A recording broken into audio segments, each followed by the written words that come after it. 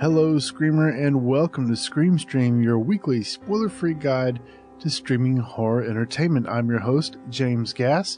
If you're new to the show, what I do is pick a horror movie from one of the various streaming services and give it a spoiler-free review. Scream Stream is available wherever podcasts are served, including Apple Podcasts, Spotify, and now Google's official podcast app, which actually isn't that good. So before I get into this week's review, I want to cover some films that I've been watching since the last episode, and it's actually been quite a few films, starting with The Strangers. I want to see Strangers Pray at Night, and my wife hasn't seen it, or hasn't seen the original, so we watched that. And then I watched a Taiwanese film called The Tagalong, which is really, really good. If you haven't seen it, it's available on Amazon Prime for free. I highly recommend that film. I think I will be reviewing that one coming up soon. And then we also watched It on HBO. That's available on HBO streaming now. And then I watched The Eye 2, which is on Shudder. So I got a 7-day free trial to Shudder. But I haven't got the full subscription yet, because my wife says I subscribe to too many things already. So I can't get a Shudder subscription. So I got the 7-day free trial because I want to watch some Asian horror. So I watched The Eye 2, and then I started watching Rigor Mortis, which it seems really good. I haven't finished it, but I want to go back and finish it. And then I watched a film called Don't Look Up, which wasn't that good. It wasn't very scary. It was production value was there, but just not very scary. And I think that's really about it that I've been watching since the last episode, other than this week's review of Winchester. Now, I have been wanting to review this film for quite some time now. It is available for rent on Amazon, Vudu, iTunes, wherever you can digitally rent films. But for us, it was cheaper on Amazon. I think it was like $4.99 for the standard definition version. We don't ever rent HD because Xfinity is garbage, and we just don't really care that much. So we just watch standard definition. $4.99. So Winchester was written by Tom Vaughan and Michael and Peter Spierig, and directed by the Spierig brothers.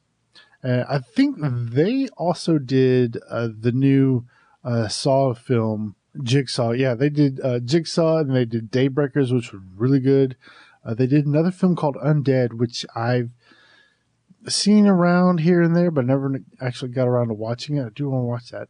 But yeah, I really enjoyed Jigsaw. I think I reviewed that. Didn't I review that on? Yeah, I did review that for Scream Stream. So I had some high expectations for this one, and we'll get into that in just a little bit. So the film also stars Helen Mirren, Sarah Snook, Finn Scicluna-O'Prey, Jason Clarke, M. Wiseman, and Amon Farron.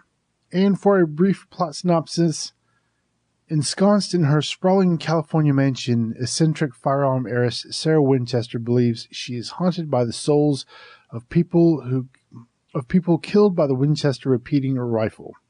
And that's it for the synopsis.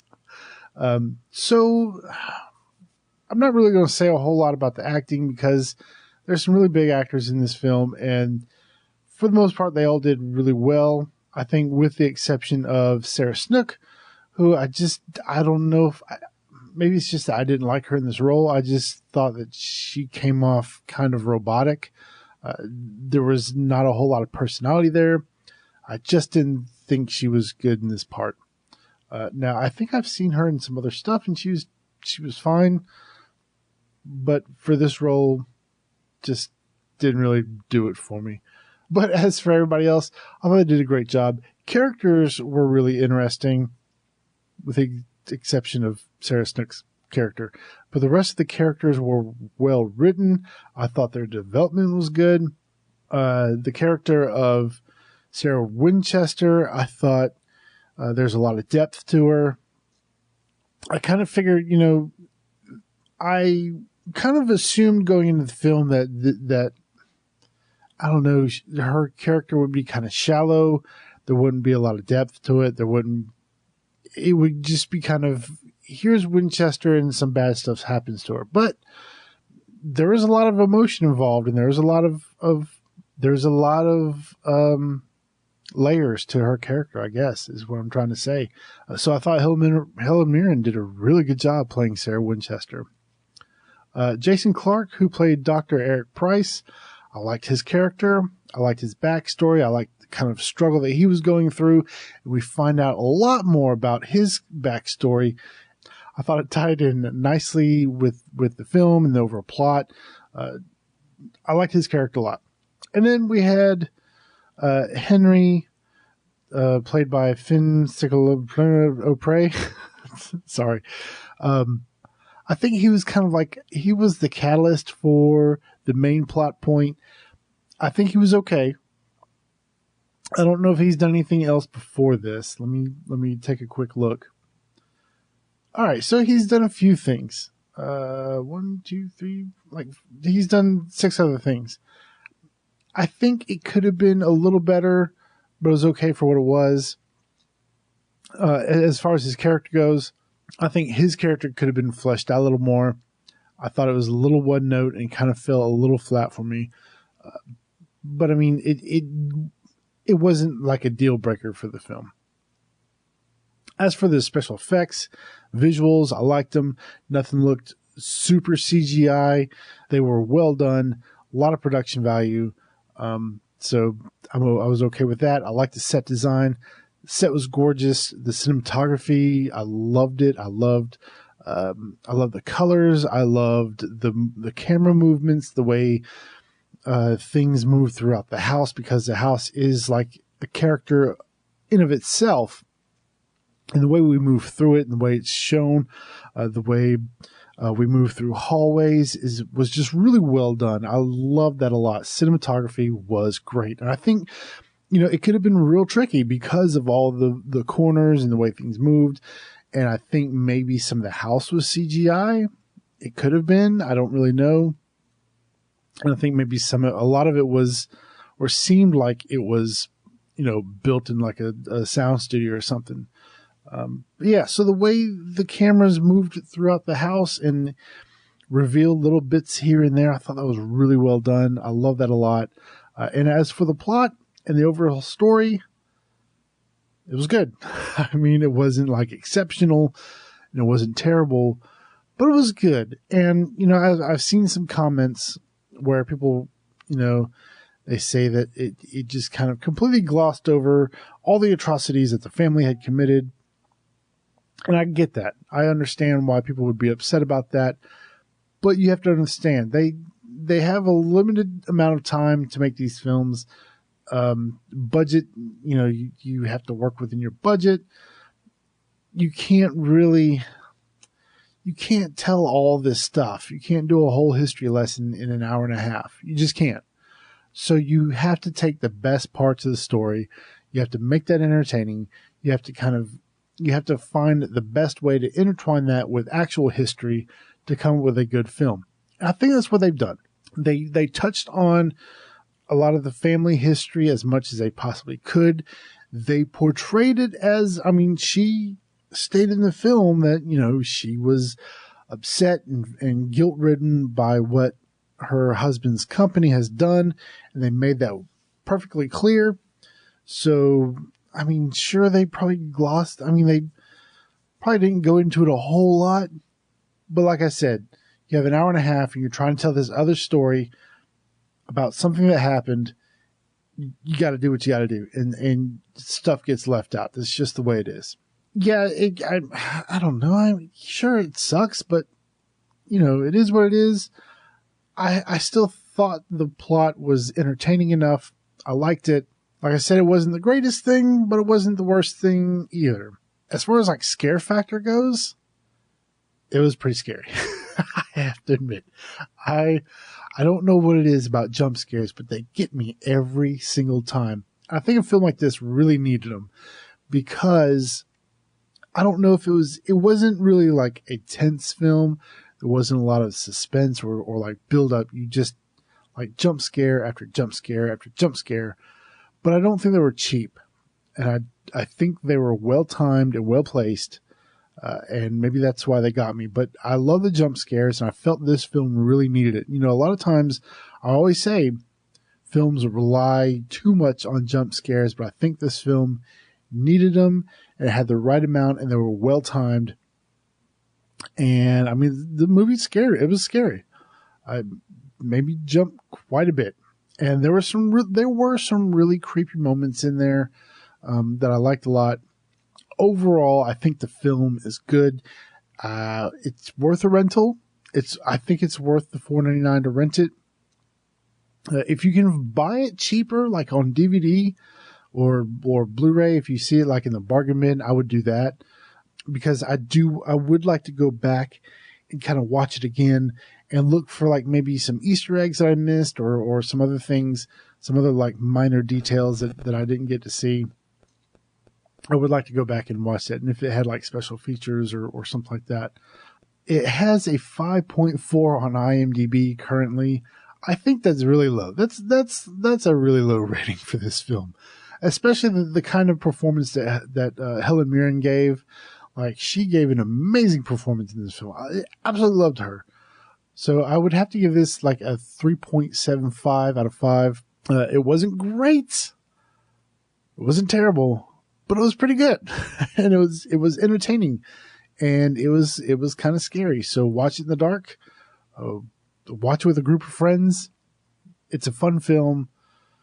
I recommend it. All right, so let's move on to new streaming releases. First up, we have Netflix. We have Tusk, which I actually did review that for Scream Stream 1.0. We have The Devil and Father Amorth.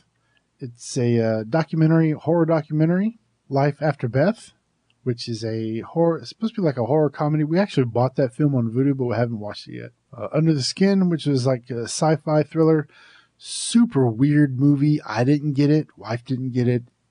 Just weird, like really weird art house film. If you're into that kind of thing, I would watch it. Romina, which is a foreign film, Netflix original.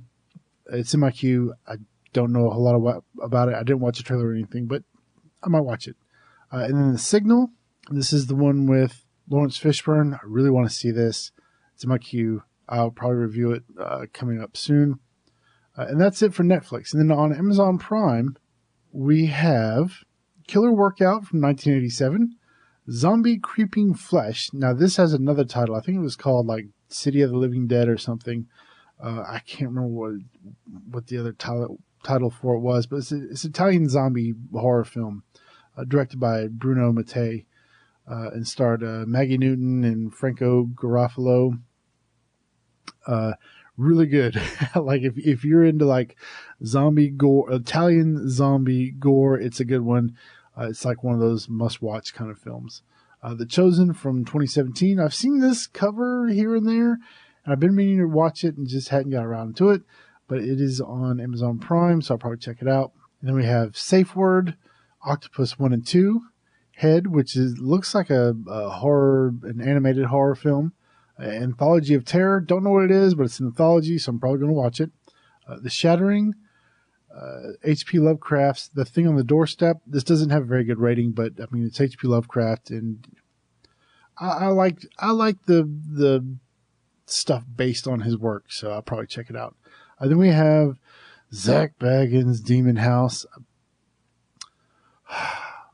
Y'all know how I feel about this film. I talked about it on a previous episode. I don't remember which one, but I went on a rant. I don't like Zach Bagans. I don't want to watch this movie, but I kind of want to watch this movie just to see what kind of stupid crap he's going to do. I don't know. I don't know how I feel about this. But it's on Amazon Prime. Maybe I'll watch it just to see. Zach Bagans. And then finally on Hulu, we have Bad Girl and Road Games. And that's it. And then on Shudder, we have Single White Female, Creepshow 2, The Ninth Gate, Mind's Eye, Triangle. I think there was something else. Let me double check here. Oh yeah, Mother, Ley Lines. I don't know what that is. The Host, A Christmas Horror Story, which I did review on this show. Rainy Dog. I think these are Asian action horror films. Yeah, Japanese horror action films. I don't know. And then a film called Ruin Me, which is a Shudder exclusive. And so that is all of our new streaming releases. So at least there was a good amount this week.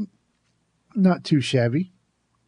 Normally we don't have a whole lot of streaming releases. So it's nice to see it start to pick back up.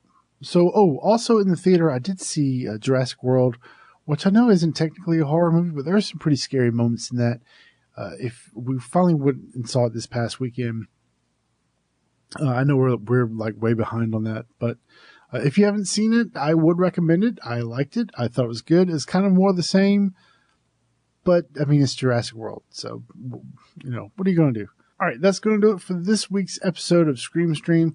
Next week, I think I want to review another classic film. If there's specifically from like the 80s. From 80 to 89. So if there's a classic film that you want me to review or you think that I should review or should check out, let me know. Hit me up on Twitter, Scream_stream, or on the Facebook page, facebook.com/ScreamPod. And let me know if there's an 80s film that you want me to review, because I think I'm going to do classic next week. And if you'd like to keep up with me outside the podcast, you can do so at ScreamPod.com. And I have links to all my social profiles over there.